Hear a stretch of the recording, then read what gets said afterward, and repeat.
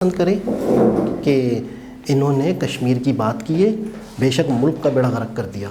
बात को समझिएगा कि आवाम इतनी कॉन्शियस है कुछ चीज़ों के मामले में, इस्लाम को लेके और कश्मीर को लेके हमारी आवाम, कि नहीं यार कश्मीर का सौदा कर लिया तो ये कर लिया तो वो कर लिया। I don't agree.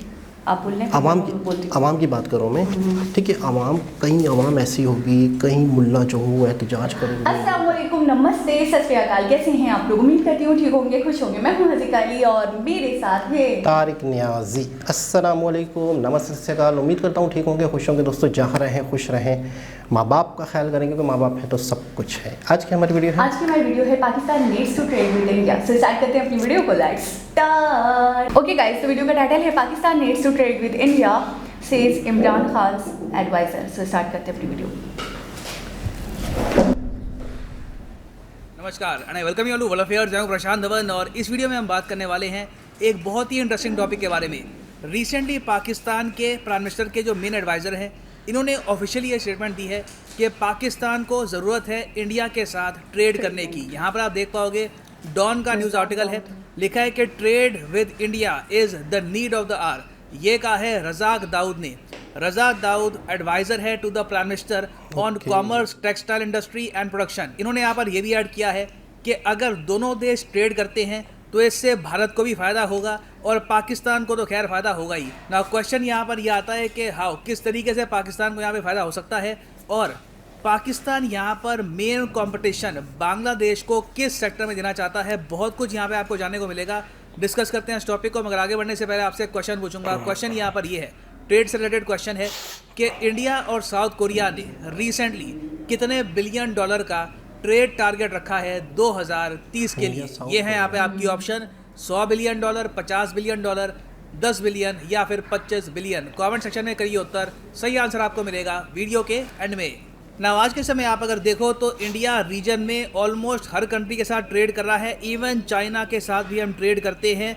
हालांकि दोनों कंट्रीज़ के बीच में मतभेद है, डिस्प्यूट्स हैं बहुत सारी टेरिटरी को लेकर, मगर फिर भी इंडिया और चाइना का ट्रेड आज के समय 100 बिलियन डॉलर के ऊपर पहुंच चुका है। उसके अलावा इंडिया ट्रेड करता है बांग्लादेश के साथ, नेपाल के साथ, भूटान के साथ, मगर साउथ एशिया में आपको पता होगा चाइना आता नहीं है। साउथ एशिया को ही आप अगर देखो तो बांग्लादेश आज के समय हमारा लार्जेस्ट ट्रेडिंग पार्टनर है। ये क्वेश्चन यूपीएस में भी आ चुका है। इंडिया और बांग्लादेश का जो टोटल ट्रेड है ये 10 से लेकर 11 बिलियन डॉलर के आसपास का है। मगर सैड बात देखिए यहाँ पर यह है कि इंडिया और पाकिस्तान ने कई सालों से आपस में ट्रेड किया नहीं है, ना के बराबर ट्रेड होता है। पाकिस्तान मजबूरी में जो मेडिसिन होती है इंडिया से इनको जो इंपोर्ट करनी होती है, सिर्फ वही इंपोर्ट कर रहा है आज के समय। नहीं तो वैसे आप अगर पास्ट में जाओ तो 2018-19 का जो फाइनेंशियल ईयर था, उस वक्त पाकिस्तान इंडिया के टॉप 50 ट्रेडिंग पार्टनर्स की लिस्ट में आता था, क्योंकि इंडिया पाकिस्तान का ट्रेड रफली 2 बिलियन से लेकर 2.3 बिलियन डॉलर्स के आसपास रहता था। ये ट्रेड आज के समय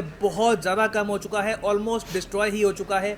इंडिया और पाकिस्तान ने प्रॉपरली ट्रेड नहीं किया पिछले 3 सालों से। आप सोच कर देखिए, इमरान खान की पॉलिसी रही है कि जब तक आर्टिकल 370 इंडिया रीस्टोर नहीं करेगा, पाकिस्तान इंडिया के साथ ट्रेड नहीं करने वाला। अब ये जो पॉलिसी है ये अपने आप में आप सोच कर देखिए कितनी स्टूपिड है, क्योंकि आज के समय आप सब लोग देख सकते हैं कि कश्मीर काफ़ी हद तक काम हो चुका है। कश्मीर से आपको कोई इतना कुछ सुनने को आता नहीं होगा कि कुछ वहाँ पे अटैक हुआ है। हाँ, कोशिश की जाती है, कुछ आतंकवादी आ गए कहीं पे बॉर्डर के आसपास, कुछ अटैक करने की कोशिश करी, मगर जो सिक्योरिटी फोर्सेज हैं इन आतंकवादियों को रोक देती है। उसके अलावा यूएई आज के समय इन्वेस्ट कर रहा है कश्मीर में। वेरियस कंट्रीज बात कर रही है कि कश्मीर में ये निवेश करेगी, तो हम लोग आर्टिकल 370-35A को वापस रिस्टोर क्यों करेंगे जब सिचुएशन धीरे धीरे बेहतर हो रही है कश्मीर में। तो आप कह सकते हैं अभी के लिए जो डेडलॉक बना हुआ है ये पॉसिबल है, अगर मान लो इमरान खान ही पावर में रहते हैं पाकिस्तान में, ये पॉसिबल है कि 10 सालों तक ऐसे ही चल सकता है, क्योंकि इसका कोई सोल्यूशन होगा नहीं। कहीं ना कहीं पाकिस्तान को यहाँ पर यह समझना होगा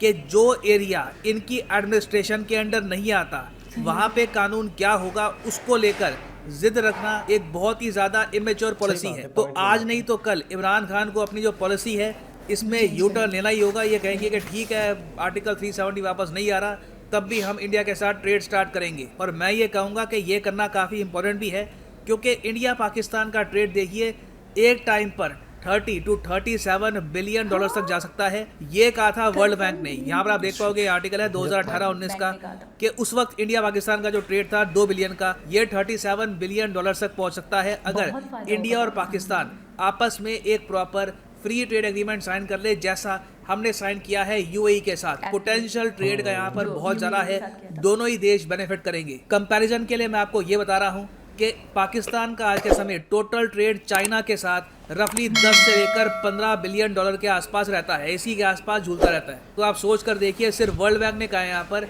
कि फ्री ट्रेड एग्रीमेंट इंडिया के साथ साइन करते ही within a few years, कुछ ही सालों में इंडिया पाकिस्तान का ट्रेड ही 37 बिलियन डॉलर तक पहुंच जाएगा। तो जो ये पोटेंशियल है, जो रीजन को फायदा हो सकता है, ये सब देखते हुए भी अब इमरान खान के जो एडवाइजर है यही अपने प्राइम मिनिस्टर की पॉलिसी के अगेंस्ट बात कर रहे हैं। ये यहाँ पर कह रहे हैं trade with India is the need of the hour. ये जरूरत है पाकिस्तान की। पाकिस्तान अगर ट्रेड करता है इंडिया के साथ तो पाकिस्तान को ही बेनिफिट होने वाला है। और इससे पहले आप अगर जाओगे तो 2021 में भी ये इशू उठा था, जब उस वक्त पाकिस्तान के फाइनेंस मिनिस्टर हामिद अजहर ने ओपनली ये कह दिया था कि पाकिस्तान ने बैन हटा दिया है on the import of sugar and cotton from India, क्योंकि कॉटन और शुगर ऐसी आइटम्स है जो पाकिस्तान अगर परचेज करता है फ्रॉम ब्राज़ील या फिर अफ्रीकन कंट्रीज, इनको बहुत महंगी पड़ेगी। इंडिया से इंपोर्ट करना इनके लिए काफ़ी सस्ता पड़ता। मगर यहाँ पर भी इमरान खान अड़ गए। इन्होंने कहा कि नहीं, इंडिया के साथ ट्रेड नहीं होगा जब तक आर्टिकल 370 वापस नहीं आ जाता। तो ये जो प्रपोजल था इनके खुद के विदेश मंत्री का, ये कैंसिल हो गया ना। यहाँ पर आप एक क्वेश्चन पूछ सकते हैं, मगर पाकिस्तान की तरफ से बार बार ये आवाज़ें क्यों आ रही है कि इंडिया के साथ ट्रेड करना है, जबकि इंडिया के साथ जब पाकिस्तान का ट्रेड होता भी था 2.1 बिलियन 2.2 के आसपास जब हमारा ट्रेड था भी, उसमें 83% तो सिर्फ इंडिया के ही एक्सपोर्ट थे। इंडिया पाकिस्तान ट्रेड का सिंपली मतलब यही होता था कि इंडिया सामान बेच रहा है पाकिस्तान को, हम लोग उनसे खरीदते ना के बराबर थे। तो पाकिस्तान बेसिकली इंडिया से परचेज करना क्यों चाहेगा? देखिए, यहाँ पे बात आती है बांग्लादेश के साथ राइवलरी की। पाकिस्तान ने एक बहुत ही बेसिक बात ऑब्जर्व करी है कि इस रीजन में एक इंडस्ट्री है जहां पर ये लोग बहुत ही तेज़ी से काम कर सकते हैं, इम्प्रूवमेंट कर सकते हैं, वो है टेक्सटाइल इंडस्ट्री, रेडीमेड गारमेंट की इंडस्ट्री। कॉटन परचेज करो, कपड़े सिलो, बेचो इंटरनेशनल मार्केट में। जो काम बांग्लादेश ने किया था 10 साल पहले, अब पाकिस्तान फाइनली चाहता है कि ये लोग भी ऐसा काम बहुत ही बड़े स्केल पर स्टार्ट कर दे। और पाकिस्तान यहाँ पर ये मान के चल रहा है कि देखो, बांग्लादेश को तो प्रॉपर एक्सेस भी नहीं है यहाँ पर यूरोपियन मार्केट का या फिर इवन सेंट्रल एशियन मार्केट का। पाकिस्तान यहाँ पर ये सोच रहा है कि अगर ये लोग अपनी टेक्सटाइल इंडस्ट्री इंप्रूव कर लेते हैं तो ये बहुत ही आराम से बांग्लादेश की तरह सक्सेस हासिल कर लेंगे और अपनी इकोनॉमी को इम्प्रूव कर लेंगे। और इस बात को लेकर बांग्लादेश काफ़ी हद तक अवेयर है। यहाँ पर आप देख पाओगे बांग्लादेश का बहुत ही फेमस न्यूज़पेपर आउटलेट है द डेली स्टार। यहाँ पर कुछ ही दिनों पहले ये आर्टिकल पब्लिश हुआ है, लिखा है we must keep an eye out for Pakistan. Pakistan जो कर रहा है इस पर बांग्लादेश को देखना होगा, क्योंकि पाकिस्तान जो अपने आप में एक मेजर कंपेटिटर, एक प्रतिद्वंदी है बांग्लादेश का गारमेंट और टेक्सटाइल प्रोडक्शन में, इसने रिकॉर्ड टेक्सटाइल एक्सपोर्ट्स हिट किए हैं रिसेंटली। और पाकिस्तान उन्हीं मार्केट्स को टारगेट कर रहा है जो बांग्लादेश करता है, for example USA, European union और इवन यूनाइटेड किंगडम। तो बांग्लादेश इस बात को लेकर काफ़ी हद तक अवेयर है कि अभी के लिए बांग्लादेश के पास जो एडवांटेज है इंडिया का एडवांटेज क्या है? इंडिया दुनिया में सबसे ज़्यादा कॉटन प्रोड्यूस करता है, हमारी टेक्सटाइल इंडस्ट्रीज़ को यूज़ करती है। उसके अलावा हम ये कॉटन एक्सपोर्ट भी करते हैं, बेचते भी हैं बांग्लादेश को। बांग्लादेश ये कॉटन यूज़ करता है, कपड़े बनाता है और फिर बेचता है यूएस, यूरोप, बाकी कंट्रीज़ को। और इस वजह से इनकी इकोनॉमी रीसेंट टाइम्स में काफ़ी हद तक इम्प्रूव हुई है। पाकिस्तान के जो एडवाइज़र है, जो इनके विदेश मंत्री हैं, जो इनके पीएम के एडवाइज़र हैं, वो ये कह रहे हैं कि हम लोग भी ऐसा क्यों नहीं करते, आर्टिकल 370 वापस नहीं आने वाला, जो भी आप कर ले। बेसिकली आर्टिकल 370 अब पाकिस्तान वापस लाना चाहे तो इनके पास एक ही ऑप्शन है कि कश्मीर में बहुत ज़्यादा आतंकवाद बढ़ा दो, इंस्टेबिलिटी बहुत ज़्यादा बढ़ा दो। मगर इससे प्रॉब्लम यही होगी कि इंडिया का अग्रेशन फिर बढ़ेगा पाकिस्तान के अगेंस्ट, हम लोग कुछ एक्शन लेंगे पाकिस्तान के अगेंस्ट, तो इससे रीजन ही सफ़र करेगा।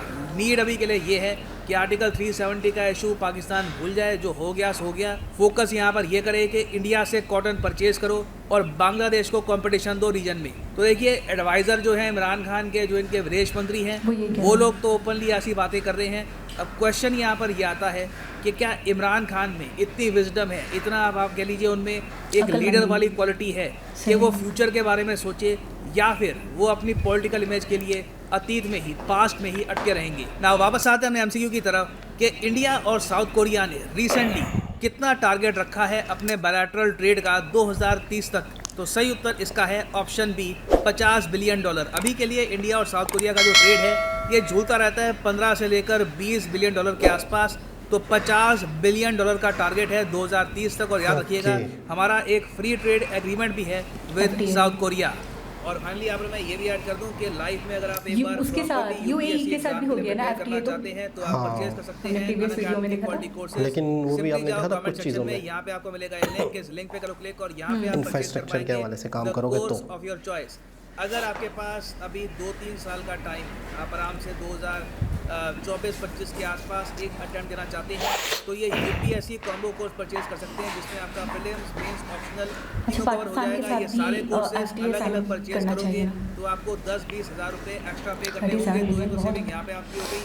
उसके ऊपर एडिशनल आपको यहाँ पर डिस्काउंट मिलेगा कि अगर उस टाइम पे कंटिन्यू रहता ना। नहीं अभी भी वही कह रहे हैं कि हर तरीके से होता है। सो यूज करिए यहाँ पर code DD10 and save money note के साथ। जी जनाब, जी जनाब। मुझे तो बहुत खुशी हो रही है अगर ऐसा होता है तो अभी से।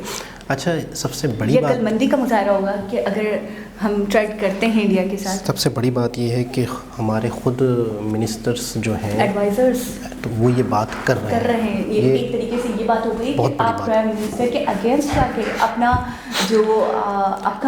जो रिव्यू है या अपना जो एक ख्याल है वो आप पेश कर रहे हो कि हमें ही चाहिए। अच्छा, एडवाइजर्स कोई पागल तो होते नहीं हैं। बिल्कुल यकीनन वो बहुत सोच विचार करते हैं, बहुत नॉलेज होती है, बहुत रिसर्च करते हैं चीज़ों को और बहुत ज़्यादा फ्यूचर के बारे में सोचते हैं। फिर चीज़ों को मद्देनज़र रखकर वो कुछ भी एडवाइस करते हैं। अच्छा, मैं कुछ भी वैसे तो सारी बातें बहुत डिटेल से हमारे भैया बताते हैं, बिल्कुल प्रशांत ऐसे ही भैया। है। तो मैं आपसे एक थोड़ा सा और आगे का सवाल करता हूँ या डिस्कस करते हैं। आपको क्या लगता है कि इमरान खान को भी आइडिया है? ठीक है, सबको आइडिया है तो इमरान खान को भी आइडिया होगा कि यार ट्रेड से हमें फ़ायदा है। अच्छा, वो कुछ बातें खुद भी बोल भी चुके हैं IT एक्सपोर्ट्स वगैरह के बारे में। अच्छा, 370 एक इशू है और यहाँ पे है इंपोर्ट एक्सपोर्ट, तिजारत, ट्रेड।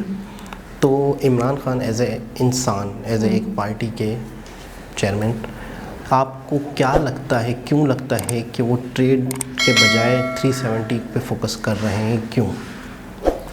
देखिए, आर्टिकल 370 जैसे कि प्रशांत जी ने एक बात बोली कि ये तो एक ऐसा मामला है कि जो पाकिस्तान का खुद का है भी नहीं, ठीक है। और दूसरी बात ये है कि मैं ये कहना चाहूँगी कि 370 आर्टिकल के ऊपर फोकस करते हुए हम मुल्क को नुकसान पहुँचा रहे हैं। एक तरफ पूरा मुल्क है और एक तरफ एक छोटी सी जिद है कि ये हटेगा या ये लगेगा, जो भी है मामला, तो फिर ट्रेड होगा। तो मेरे हिसाब से एक तरफ दाव पे अगर मुल्क लगा हुआ है तो मेरे हिसाब से तो उसके ऊपर से फोकस आपको हटा ही लेना चाहिए। आप मुल्क को देखो, आप मुल्क की तरक्की को देखो। हम इतने कर्जे में डूबे हुए हैं, हमारे क्या हालात, क्या मामला चल रहे हैं, फिर भी आप जिद लगा के बैठो। अच्छा, उन्होंने एक बात और भी कही, मेंशन करते हुए ये कहा कि अगर वो विजडम का मुजाहरा करते हैं तो वो यकीनन मुल्क के बारे में सोचेंगे, फ्यूचर के बारे में सोचेंगे और ट्रेड करेंगे। और अगर वो अपनी जिद और अपने पास्ट में ही रुके रहना चाहते हैं, फंसे रहना चाहते हैं और पास्ट की चीज़ों पे ही, मतलब मामलात पे ही झगड़ा करना चाहते हैं, फाइट करना चाहते हैं, स्टेटमेंट्स देना चाहते हैं और वही जिद लगा के रखना चाहते हैं कि आर्टिकल लगेगा 370 या तो ही ट्रेड होगा। तो मैं यही कहना चाहूँगा कि क्यों, मतलब क्या वजह है? उन्हें भी आइडिया, उनके एडवाइज़र भी कह रहे हैं कि तिजारत से हमें फ़ायदा होना है और 370 जो है वो हो गया तो हो गया, अब हमें अपनी तरक्की देखनी चाहिए, मुल्क का फ़ायदा होना चाहिए। सारी चीज़ें उन्हें भी पता है, हमें जब हमें पता है तो उन्हें भी पता है। सही। तो मैं ये सोच रहा हूँ या आपसे भी पूछना चाहता हूँ क्यों, कि वहाँ पर वो क्यों अटके हुए, क्या वजह है? यकीनन कोई ना कोई रीज़न तो कोई ना कोई। हाँ, मसला ये होता है कि यहाँ पे आती है ज़ाती पार्टी का मफाद। होता पता है क्या है? होता है कि हमारी आवाम जो है, हमारी आवाम के आगे अगर ये पता चल गया ना इनको कि इमरान खान ने इंडिया के आगे तिजारत शुरू कर दी है, ये तो आवाम कह रही है। सुने तो सही, बहुत पढ़े लिखे लोग, कुछ लोग समझते हैं तिजारत शुरू कर दी है। और कश्मीर का जो 360 है ना, उसको 360 आर्टिकल नहीं कहा जाएगा, उसे कहा जाएगा कश्मीर का सौदा। इमरान खान ने एक हेडलाइन लगेगी बहुत सारे मुल्लाओं के अखबारों में और दीवारों पे, वो तो ठीक है ना, वहाँ पे हेडलाइनें लगेंगी कि इमरान खान ने कर दिया है कश्मीर का सौदा। और इनके ऊपर गद्दारी वाले जुमले भी कसे जाएंगे, ठीक है ना। तो होता क्या है कि आवाम इन्हें पसंद करे, सिर्फ इसलिए पसंद करे कि इन्होंने कश्मीर की बात की है, बेशक मुल्क का बेड़ा गर्क कर दिया, बात को समझिएगा कि आवाम इतनी कॉन्शियस है कुछ चीज़ों के मामले में, इस्लाम को लेके और कश्मीर को लेके हमारी आवाम, कि नहीं यार कश्मीर का सौदा कर लिया तो ये कर लिया तो वो कर लिया। आई डोंट एग्री, आप बोल रहे हैं, आवाम की बात करूँ मैं, ठीक है। कहीं आवाम ऐसी होगी, कहीं मुल्ला जो हो एहतजाज करेंगे, लोगों को बाहर निकालेंगे, एक ऐसी कैंपेन शुरू हो जाएगी। अच्छा, अब इमरान खान के पास दो इश्यूज़ हैं, दो रास्ते हैं। फ्यूचर पाकिस्तान का देखना चाहते हैं या आर्जी तौर पे अपनी पार्टी की साख देखना चाहते हैं। अच्छा, ये वाला जो मामला है ना 370 वाले इशू और कश्मीर को लेके मैं कुछ भी नहीं करूँगा, तिजारत नहीं करूँगा, इससे क्या होता है, इससे अक्सर लोग अपनी आवाम के दिल जीतने के लिए फेक दिल जीतना, यानी, और कुछ आवाम जो है वो इस चीज़ को सही समझेगी। कौन सी वाली चीज़ को? 370 वाली चीज़ को। यार अच्छा 370 की डिटेल हमें नहीं पता होगी हमारे आवाम को, तिजारत के फ़ायदे हमें नहीं पता होंगे बहुत सारी आवाम को। हमारी आवाम जो पढ़ी लिखी है सिर्फ उनको पता है तिजारत का फ़ायदा, कि इंडिया से अगर तिजारत होगी तो उसका कितना बेनिफिट है, कितना बेनिफिट नहीं है। अच्छा, जिनको नहीं भी पता ना, तो वो वाले जो जुमले हैं ना, इमरान खान गद्दार निकला, इमरान खान ने इंडिया के साथ घुटने टेक लिए, इमरान खान मोदी के आगे झुक गया, ये चीज़ें आएंगी। तो वो अच्छा बंदा होगा, इमरान खान ईमानदार होगा, मुल्क के लिए वफ़ादार होगा, तो वो ये जुमले भी सुनने को तैयार हो जाएगा, ये सोच के कि आज तो लोग मुझे गालियाँ दे रहे हैं, कल इनको फ़ायदा होना है, भले मेरी पार्टी रहे ना रहे, मेरा इक़्तिदार रहे ना रहे, मुझे कोई फ़र्क नहीं पड़ता। अच्छा, महंगाई इतनी ज़्यादा हो चुकी है, हम इंडिया को छोड़ के दूसरे कंट्रीज से जो इंपोर्ट कर रहे हैं चीज़ों को, तो आज आप आवाम की बात करें तो हम भी आवाम में ही रहते हैं, तो आजकल एक बच्चा भी कह रहा है कि इंडिया के साथ ट्रेड करो। आवाम, मैं आपको सच बता रही हूँ, आपका ये थॉट है या आपका ये ख्याल है, मैं इसको गलत नहीं कह रही, लेकिन मुझे पता नहीं क्यों ऐसा लगता है कि इमरान खान पे बैरूनी ममालिक से बहुत प्रेशर है। आप कंट्री के मामला छोड़ दें, हम तो ऐसा लगता है कि कठपुतली की तरह है, और हमारे जो मिनिस्टर्स हैं वो भी ऐसे ही हैं, उनको जो कहा जाता है वो करते हैं। अब मुझे ऐसा लगता है कि कश्मीर का मुद्दा उछालने के लिए उनको कहा गया, कहीं ना कहीं मुझे ऐसा लगता है, क्योंकि देखें प्रॉपर्ली अगर हम सोचें तो कश्मीर का जो हेडेक है वो पर्सनल हमारी कोई प्रॉपर्टी नहीं है, हमारे मुल्क के अंदर एग्जिस्ट नहीं करता। अभी फ़िलहाल की बात करें तो आप पूरे मुल्क को गंवाने के लिए तैयार हो सिर्फ एक मुद्दे को लेकर, तो यकीनन इसके पीछे बहुत बड़ा मोटिव, बहुत बड़ा रीज़न है, बहुत बड़ा प्रेशर है आप पे, कि आप उस चीज़ को नहीं छोड़ पा रहे हो, उसको नहीं दबा पा रहे हो, उस पर कॉम्प्रोमाइज़ नहीं कर पा रहे हो, ठीक है। और रही बात इमरान खान की, वो इस तरीके के लीडर हैं, जहाँ तक मैंने उनको समझा, बहुत निडर टाइप के हैं, बहुत बेबाक हैं, उनको अगर कुछ करना होता है वो ठान लेते हैं, तो वो आवाम की नहीं सोचते। उन्होंने बहुत सारे ऐसे मामलात उठाए हैं, बहुत सारी ऐसी बातें करी हैं, बहुत सारे ऐसे स्टेप्स लिए हैं जिस पे आवाम उछल गई है, लेकिन उन्होंने नहीं सोचा। तो अगर आप ये कह रहे हैं कि आवाम के नज़दीक महान बनने के लिए वो ऐसा कर रहे होंगे, तो मैं इस चीज़ को एग्री नहीं करती, क्योंकि जो भी पॉलिटिशियन आते हैं इक़्तिदार में, जो भी आते हैं पावर में, तो वो सिर्फ अपनी सोचते हैं, अपने बारे में सोचते हैं और अपने दिमाग से चलते हैं। वो आवाम के बारे में मैंने कभी नहीं देखा कि वो सोच रहे हो। और ये वाली बात आपकी बहुत बेहतरीन है कि अगर वो थोड़ी सी अक्लमंदी का मुजाहरा करते हुए, मुल्क का सोचते हुए अभी कोई अच्छा स्टेप ले लेते हैं, यानी कि इंडिया के साथ ट्राई करने का स्टेप ले लेते हैं, तो मेरे हिसाब से बहुत बेहतरीन होगा अभी इस वक्त के लिए।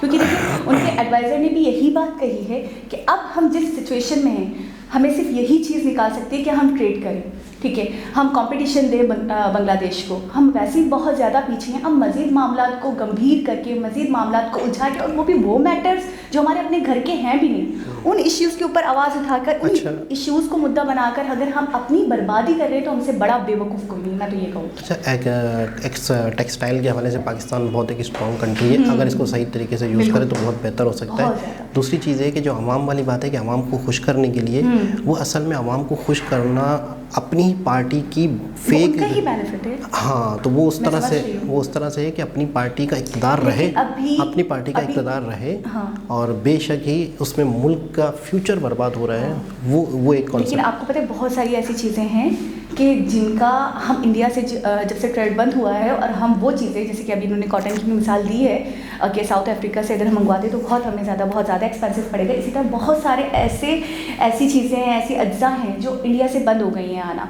तो उसके बाद हमने इतनी ज़्यादा हाई फाई उनकी कीमतें देखी हैं या सुनी हैं, या फिर हम उन चीज़ों को परचेज़ करें इतना एक्सपेंसिव कि हम चाहते हैं कि ज़्यादा से ज़्यादा ट्रेड इंडिया से हो ताकि चीज़ें चिपेस्ट हों। और पाकिस्तान में ज़्यादातर महंगाई का जो मसला है ना, वो इसी वजह से है कि हम जो भी ट्रेड कर रहे हैं वो बहुत घुमा फिरा के कर रहे हैं, जिसकी वजह से उसकी कॉस्ट बढ़ जाती है, जिसकी वजह से उसका टैक्स बढ़ जाता है, ठीक ठीक है, अगर डायरेक्टली करें, क्योंकि हमने एक वीडियो में देखा था बहुत कम डिफरेंस है हमारा और इंडिया का, बहुत करीब है, नेबर कंट्री है, तो हमें बहुत बचत आएगी, हमें बहुत चीपेस्ट पड़ेगा। आप देखें ना कि बहुत सारी चीज़ें इस ट्रेड बंद होने से बहुत सारे लोग फ़ायदा उठा रहे होंगे। कैसे?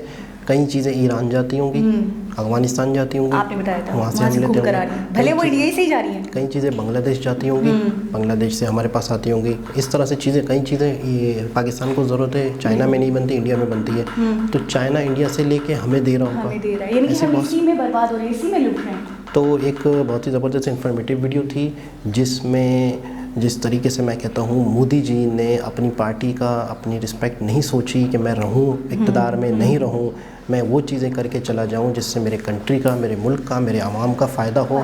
मैं नहीं रहूँ, मेरी पार्टी ना रहे, कल को कहें कि यार वो जो करके गया आज हमें उसका फ़ायदा हो रहा है। ईगो साइड में रखना, अभी भी वो चाहें तो यू टर्न ले सकते हैं जैसे कि उन्होंने कहा, लेकिन मुझे जहाँ तक लगता है कि अभी वो सोचेंगे और उनके लिए बहुत कठिन होने वाला है, क्योंकि वो जो कह देते हैं वो कह देते हैं, उनका स्टेटमेंट बहुत पक्का होता है। खैर जब इतने बुरे कंडीशन हैं और वाकई मामलात बहुत ही बिगड़ रहे हैं, पानी तो हमने कई वीडियोज़ ऐसी देखी हैं बैंक के हवाले से, बैंक करप्ट के हवाले से, तो उन हालात को देखते हुए मैं कहता हूँ एक बहुत अच्छा स्टैंड लेना चाहिए। अब बातें शुरू हो गई हैं तो हो सकता है इस पर डिस्कस हो और कोई अच्छी उम्मीदें हमें दिखें।